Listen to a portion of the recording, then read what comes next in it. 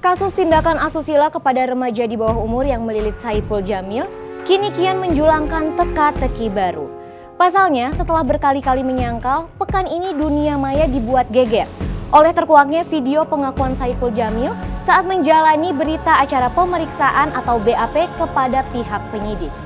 Setelah berkali-kali menyangkal, benarkah Saipul Jamil telah melakukan pembohongan publik? Kita simak liputannya hanya di Was-Was berikut ini.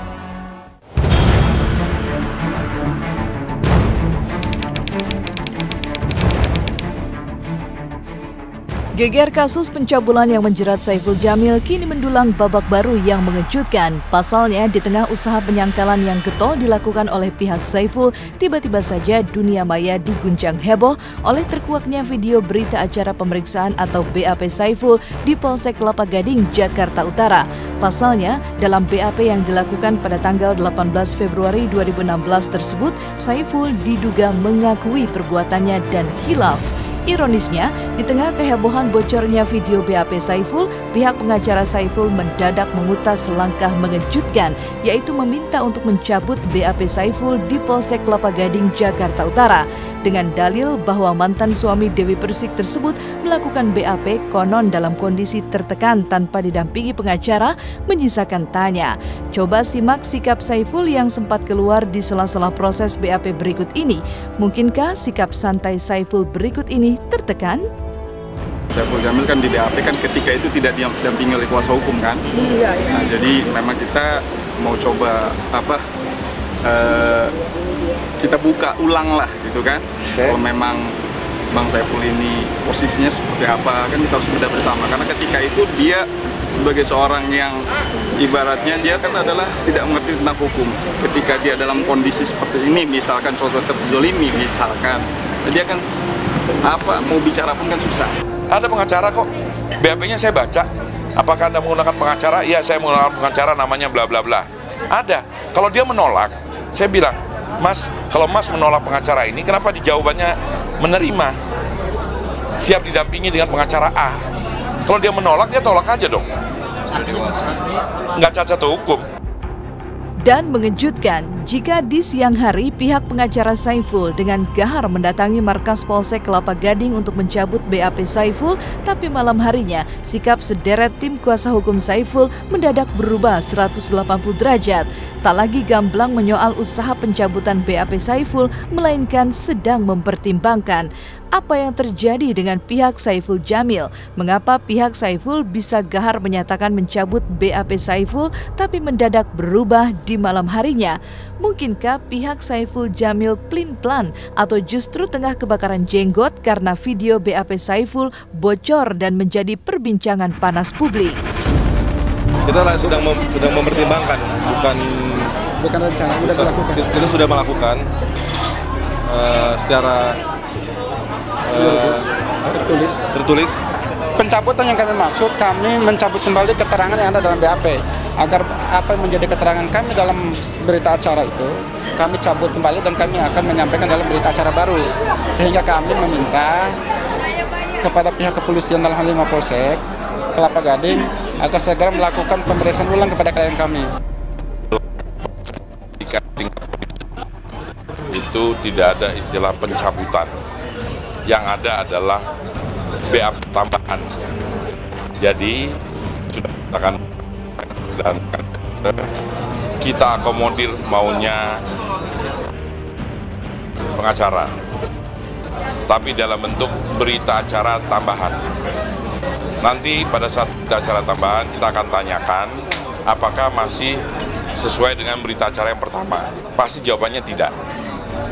Ketika dijawab tidak, tanya secara detail, apa alasan saudara mencabut? Ironisnya, di tengah usaha Saipul Jamil dan pihaknya untuk menghindar dari jerat hukum, korban berinisial DS konon justru tengah diguncang rasa tertekan. Pasalnya, konon DS deras menuai tekanan dan intimidasi hingga takut keluar rumah, apalagi menjalani rutinitasnya bersekolah seperti pelajar normal lainnya. Tak pelak sebuah tanda tanya pun mencuat. Siapa gerangan yang tega melakukan intimidasi kepada DS hingga tertekan dan konon mengalami trauma berat? Entahlah, Yang jelas, gara-gara laporan DS ke pihak yang berwajib, kini Saiful pun diguncang pasal berlapis tentang Undang-Undang Perlindungan Anak dengan ancaman hukuman maksimal 15 tahun penjara serta denda hingga 5 miliar rupiah. Benarkah gara-gara ini Saiful jadi terancam bangkrut? Dia keluar rumah aja takut, apalagi datang ke sekolah. Dari pihak KPAI kemarin hari Senin udah datang sama mertua saya ke sekolahan untuk minta izin. Tapi untuk lebih lanjutnya nanti pihak ketua KPAI yang akan urus. Kami mendapatkan informasi bahwa DS mendapatkan suatu tekanan, intimidasi, dan hal-hal yang cukup buruk dari orang-orang yang tidak bertanggung jawab di dunia media sosial. Nah, di sini saya meminta dengan segala hormat bahwa stop untuk melakukan bully-bully tersebut. Kami dari KPAI dengan tegas penegakan hukum terhadap pelecehan seksual, kekerasan seksual tetap harus ditegakkan, apalagi Perpu tentang kebiri. Ingat, Perpu tentang kebiri sudah tahapan finishing. Jadi hari ini siapa yang sebenarnya yang dirugikan? Jelas Saiful pertama. Ya, baik itu fisik, ya tadi, mental, ya, finansial, nama baik, karir, bahkan masa depannya sudah dibunuh habis gitu. Tapi Saiful masih sabar, kita keluarga juga masih sabar. Di mana ada berita miring tentang di mana adik saya update status ya di medsos, itu juga sama sekali nggak ada. Boleh dicek, boleh cek, katanya kan dari pihak sebelah mau cek melalui pakar IT kan, boleh, boleh. Dan yang ketiga, kalau memang adik saya mau cari tenar, dari kemarin entah adik saya, keluarga saya atau orang tua saya pasti nongol. Ya terpukul ya, terpukul, shock. Saya juga kenapa sih bisa ngasih izin gitu kan dengan dia BBM mau nginep, karena kan selama ini kita tahu ya bahwa sosok SJ yang ya kita lihat tahulah gitu kan, ya benar-benar shock aja gitu, nggak habis pikir dan nggak nyangka. Saiful Jamil tuh dalam kondisi samping kepalanya tuh di atas adik saya. Uniknya, berbeda 180 derajat dari pengakuan pihak korban DS, pihak Saiful Jamil kekeh mengutas bahwa Saiful Jamil tidak bersalah, bahkan menuntut dibukanya laporan BAP Saiful dan menyisakan tanda tanya. Terancam pasal berlapis dengan ancaman hukuman maksimal 15 tahun penjara, mungkinkah lagi-lagi pihak Saiful berusaha melakukan manuver untuk menghindari ancaman hukum? Butuh waktu untuk membuktikannya. Yang jelas tak gentar dengan gigihnya perlawanan pihak Saiful Jamil, pihak yang berwajib justru menguak sebuah pengakuan mengejutkan. Bahwa Bang Ipul tidak pernah melakukan apa yang dituduhkan saat ini. Sampai saat ini kami belum diberikan turunan BAP. Kita sudah minta, tapi katanya izin dari Kapolsek, izin ke Kapolres. Padahal itu kan hak-hak kita sebagai penasihat hukum.